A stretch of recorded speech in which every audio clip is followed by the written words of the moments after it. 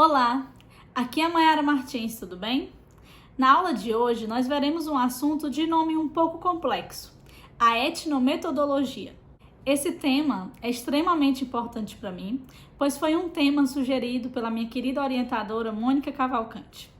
A importância desse tema para a minha pesquisa é sobretudo por uma característica fundamental da etnometodologia que veremos aqui neste vídeo de hoje.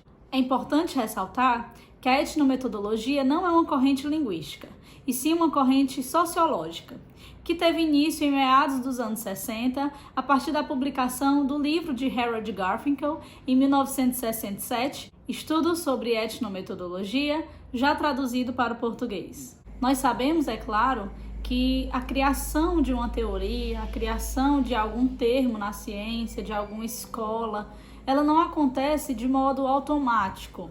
Então, Garfinkel, ele é conhecido realmente como o principal autor da etnometodologia, mas isso não significa que essa obra tenha marcado a criação de um novo método. Lógico que Garfinkel tinha sim tido influências de outros autores, de outras teorias, como a teoria da ação de Parsons e a fenomenologia social de Schütz. A etnometodologia procura investigar a vida cotidiana, a construção social, as relações sociais entre os indivíduos, suas conversas, seus gestos, o que é compartilhado nas práticas sociais.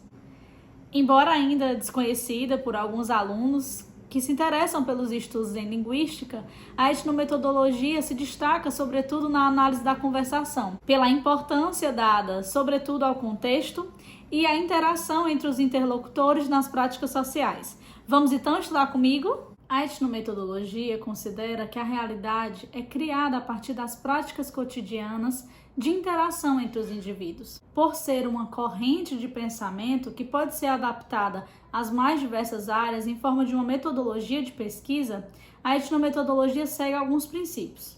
Esta aula será de fato mais teórica, pois pretendo apresentar os princípios fundamentais que regem a etnometodologia. Os 5 princípios fundamentais da etnometodologia são a noção de prática, a noção de membro, a reflexividade, a relatabilidade ou analizibilidade e a indicialidade. Esta última muito importante para os estudos linguísticos. Toma-se por prática o conjunto das circunstâncias em que os atores sociais estão inseridos no momento da interação. Garfinkel considera que é nessa interação que a realidade se constrói.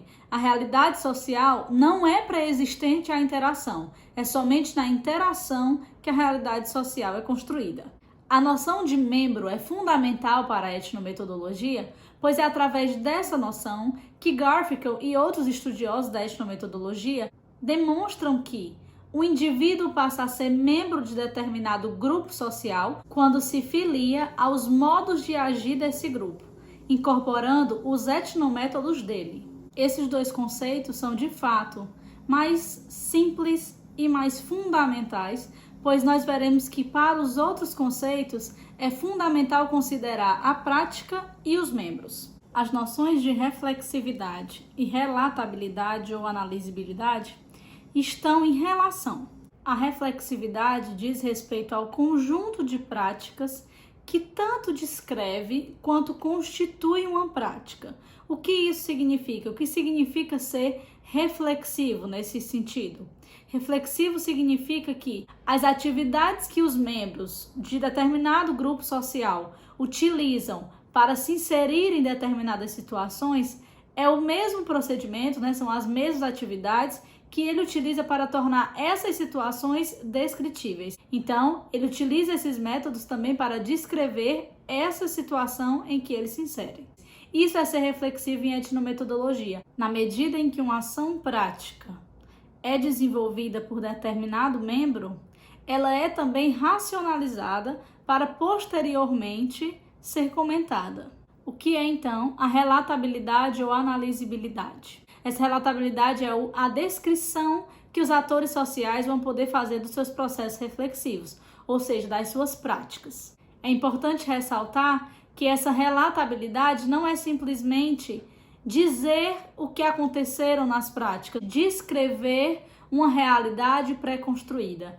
mas sim construir a realidade através dessa descrição feita por esses atores sociais. Isto é, essa relatabilidade consiste em como o sujeito analisa o seu mundo, as suas práticas e qual a sua relação com esse mundo, e não somente uma descrição desse membro dentro de um grupo social. Além disso, em etnometodologia, dizer que algo é relatável, que o mundo é relatável, que uma prática é relatável, significa dizer que ele é compreensível, passível de uma descrição, está disponível para essas descrições dos membros que constituem os grupos sociais. Por fim, nós temos o último princípio que vai ser tratado nesse vídeo, que é o princípio da indicialidade. A indicialidade, Garfinkel opõe às expressões objetivas. O que seriam, então, as expressões objetivas e as expressões indiciais? As expressões indiciais são aquelas que só podem ser compreendidas pelos atores sociais que se inserem dentro da situação. Para isso, é necessário considerar alguns fatores. Os dois fatores fundamentais são o fator do espaço e o fator do tempo. Para que se compreenda o sentido de uma expressão indicial, é fundamental saber quem fala, quando fala e onde fala.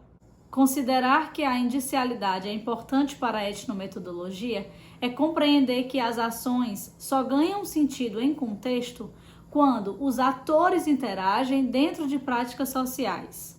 Em termos linguísticos, a indicialidade ou indexicalidade estaria ligado a deixis, a todos aqueles termos da língua que necessitam do contexto para ter o seu sentido completo. No entanto, visões mais alargadas de deixis entendem que a deixis não está ligada somente às formas linguísticas que necessitam do contexto para serem completas.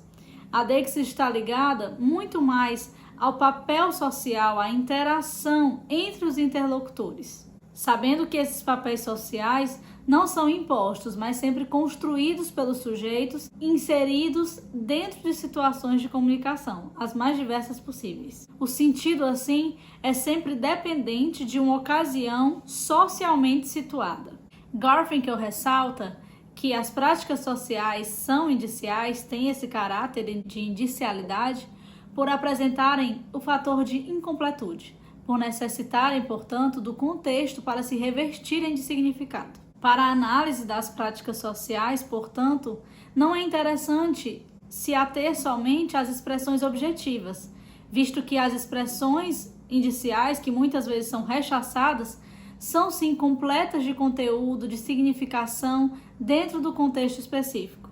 Portanto, esse princípio da indicialidade, talvez o princípio mais linguístico da etnometodologia, diz respeito a toda a atividade da linguagem, a toda a construção de sentidos que é integrada às práticas sociais, não somente por termos que são incompletos, mas também por gestos e todos os outros recursos que os atores utilizam para se inserirem dentro das práticas sociais. Finalizo aqui, então, essa discussão bem definitória, bem conteudística do que é a etnometodologia. Ressalto também que esse vídeo é um vídeo muito introdutório, que visa apresentar os princípios fundamentais da etnometodologia, essa corrente de pensamento tão utilizada em diversas áreas. Para algumas áreas, a etnometodologia pode sim parecer uma visão muito nova, mas ressalto que já é bastante empregada em linguística, sobretudo na análise da conversação. A linguística textual considera cada vez mais que a construção de sentidos dos textos, a produção dos textos, envolve sim uma integração entre as atividades de linguagem e os contextos sociais em que os atores estão inseridos, em que os atores interagem.